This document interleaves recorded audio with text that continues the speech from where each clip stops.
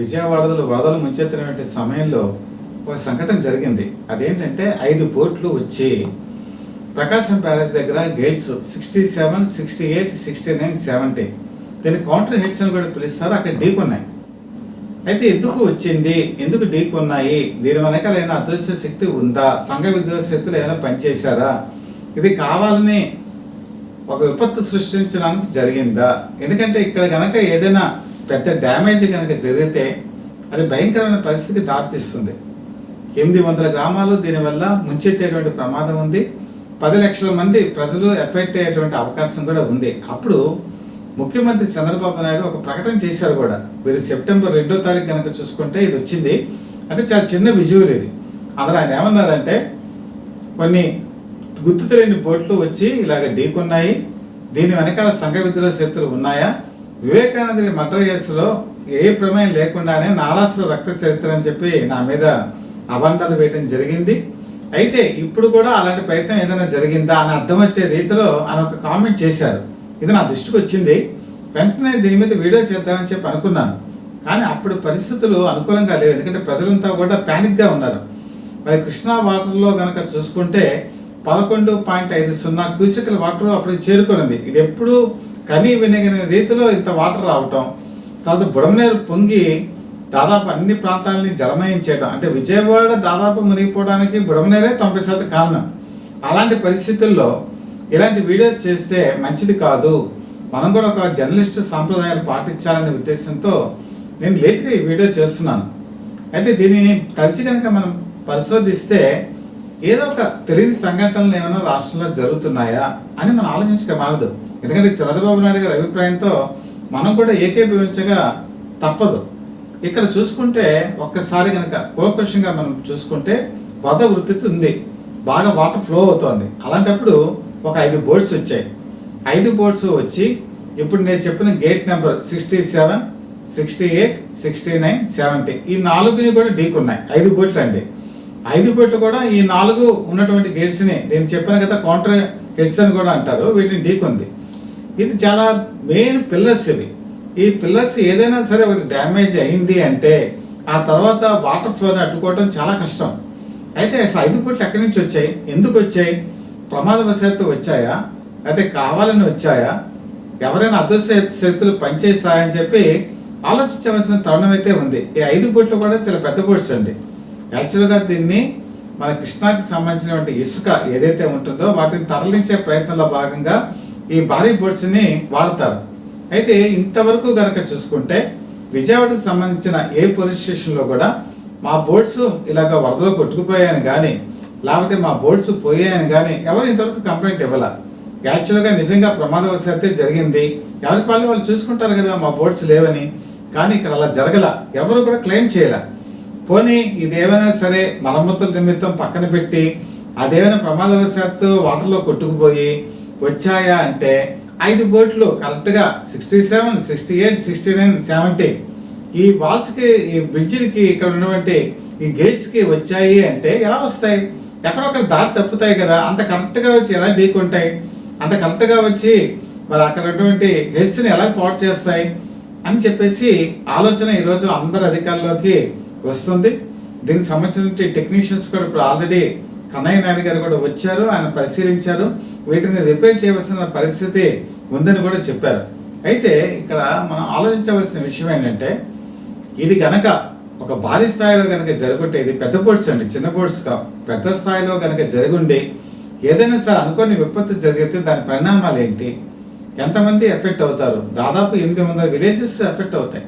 ఇక్కడ నుంచి water flow అప్పటికే 11.50 ఉంది. 11.50 క్యూసెక్ల వాటర్ ఉన్నప్పుడు ఏదైనా జరగరాని డ్యామేజ్ కనుక జరిగితే ప్రకాశం బ్యారేజ్కి, మీరు ఒకసారి ఆలోచించండి ఆ జల విలయం ఎలా ఉంటుందో.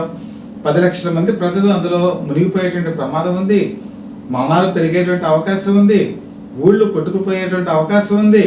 కాబట్టి దీన్ని అంత తేలిగ్గా వదిలేటువంటి అంశం కాదు. దీని మీద ఆల్రెడీ ముఖ్యమంత్రి విచారణకు ఆదేశించారు, పోలీసులు దర్యాప్తు జరుపుతున్నారు. అందులో ఒక 2 బోట్లు కనుక చూసుకుంటే అసలు కనిపించట్లా, అవి మొత్తం వరదలో కొట్టుకుపోయాయి. ఇప్పుడు కేవలం ఒక 3 బోట్లు మాత్రమే అక్కడ ఉన్నాయి. దానికి కొన్ని కలర్స్ కూడా వేసి ఉన్నాయి. ఆ కలర్స్ కూడా కొంత వైసీపీ రంగుల్లాగా ఉన్నాయన్నా కానీ పూర్తి స్థాయిలో కాదని నేను భావిస్తున్నాను. ఎందుకంటే కలర్స్ వేసి ఎవరు కూడా అలా పంపించరు.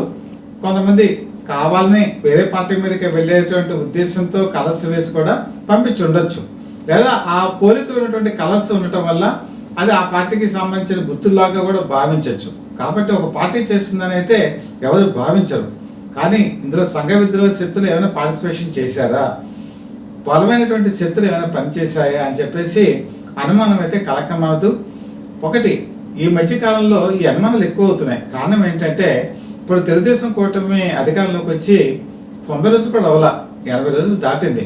80 రోజుల్లో కనుక మీరు కొన్ని సంఘటనలు చూసుకుంటే ఏదో తెలియనటువంటి సంగతులు అదృశ్య శక్తులు పనిచేస్తున్నాయని అనుమానం కూడా కలకమానదు. ఒకటి ఎగ్జాంపుల్ చెప్తాను మీకు, చాలా ఉన్నాయనుకోండి. ఇప్పుడు గుడ్లవల్లేరు ఇంజనీరింగ్ కాలేజ్ ఉంది. గుడ్లవల్లేరు ఇంజనీరింగ్ కాలేజీలో ఒక్కసారి ఒక రూమర్ వచ్చేసింది. ఏంటంటే హిడెన్ కెమెరాస్ ఉన్నాయి, దాదాపు 28 వరకు పెట్టారు, దాదాపు 300 మంది సంబంధించినటువంటి వీడియోస్ వచ్చేసాయి, అవన్నీ కూడా వాళ్ళకు ఉన్నటువంటి అసభ్యకరమైనటువంటి వీడియోస్ అని ప్రచారం వచ్చింది. దాంతో ముఖ్యమంత్రి చాలా సీరియస్గా తీసుకున్నారు. వెంటనే మినిస్టర్స్ని పంపించారు, ఎమ్మెల్యేస్ని పంపించారు, అందరూ అలర్ట్ అయ్యారు.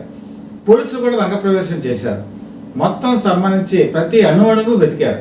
వెతికితే ఎక్కడా కూడా ఒక హిడెన్ కెమెరా దొరకలా. ఓకే, అంతవరకు ఓకే, పోనీ ఎవరో తీసేశారు 20 కెమెరాస్, వీళ్ళు వచ్చే టైంకి అనుకుందాం.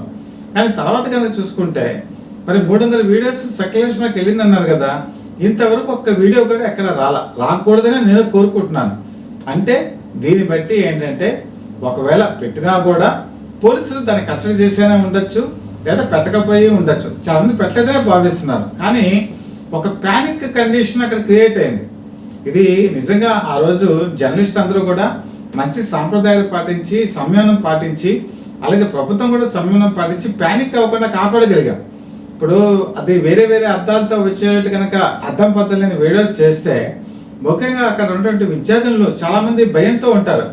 వాళ్ళు తమ వీడియోస్ ఎక్కడ బయటకు వచ్చాయో, మా కుటుంబం ఎక్కడ బయటపడుతుందో, నా పరువు ఎక్కడ పోతుందో అని కొన్నిసార్లు వాళ్ళు అనుకోని సంఘటనలకు పాల్పడేటువంటి అవకాశం కూడా ఉంది, అవాంఛనీయ సంఘటన జరిగే అవకాశం ఉంది. సో మీడియా కూడా చాలా బాధ్యతాయుతంగా వ్యవహరించింది. సో ఆ విధమైనటువంటి సిచ్యువేషన్ ఆ రోజు వచ్చింది. కానీ ఈ రోజు కనుక చూసుకుంటే ఈ సంఘటన కూడా చాలా తీవ్రతరంగా తీసుకున్నారు ముఖ్యమంత్రి చంద్రబాబు నాయుడు. దీని మీద దర్యాప్తు జరుగుతుంది. ముఖ్యంగా ఇలాంటి సంఘటనల పట్ల అప్రమత్తంగా ఉండవలసిన అవసరం ఉంది. ఈరోజు నిఘా కూడా పెట్టేశారు. మొత్తం కృష్ణా పరివాహక ప్రాంతాల్లో ఉండే కొన్ని ముఖ్యమైనటువంటి కీలక ఘట్టాల్లో కూడా పోలీసు పర్యవేక్షణ నిఘా విభాగం ఖచ్చితంగా పనిచేస్తోంది. అయితే దీని మీద దర్యాప్తు జరిగిన తర్వాత అసలు ఇది ఎందుకు జరిగింది, ఎలా జరిగింది, దీనికి గల కారణాలు ఏంటి లోతుగా విశ్లేషించి ముందు ఇవి జరగకుండా తక్షణం పటిష్టమైన భద్రతా ఏర్పాట్లు కూడా ముఖ్యమంత్రి చంద్రబాబు నాయుడు ప్లాన్ చేస్తున్నారు. భవిష్యత్తులో ఇలాంటి సంఘటనల్ని కూడా తేలిగ్గా తీసుకోకుండా సీరియస్గా తీసుకొని అసలు ఎందుకు ఇలా జరుగుతుందని ఆలోచించవలసిన సమయం ఆసన్నమైంది. ప్రతి ఒక్కరూ కూడా అప్రమత్తంగా ఉండి ప్రభుత్వానికి సహకరించవలసిన సమయం కూడా వచ్చింది. కాబట్టి అందరూ బాధ్యతంగా ఉండాలని చెప్పి అందరూ కోరుకుంటున్నారు. అలాగే ఇప్పుడు మీరు కనుక ఈ వీడియో కనుక నచ్చినట్లయితే చాలామంది సబ్స్క్రైబ్ చేయట్లేదండి. దయచేసి నా కోరిక ఏంటంటే మీరు సబ్స్క్రైబ్ చేయండి. మీరు ఇచ్చే ఇన్స్పిరేషన్తో మరింత సమాచారాన్ని ఇవ్వడానికి సత్య బ్రదర్ పీపుల్ లైవ్ టీవీ ఎప్పుడు ముందంజలో ఉంటుంది. ఈరోజు ఫేస్బుక్లో తీసుకున్నా, యూట్యూబ్లో కూడా తీసుకున్నా మీరు ప్రత్యక్ష ప్రసారాన్ని మనం అందజేయడం జరుగుతుంది. అలాగే ప్రతి ఒక్కరు కూడా ఈ వీడియో నచ్చితే మీరు మీ రిలేటివ్స్కి, మీ ఫ్రెండ్స్కి షేర్ చేయండి, సబ్స్క్రైబ్ చేయండి. మీ సపోర్ట్ మాకు అందజేయవలసిందిగా మనస్ఫూర్తిగా కోరుకుంటూ మీ చీఫ్ ఎడిటర్ డివిఎస్ఎస్ కృష్ణప్రసాద్.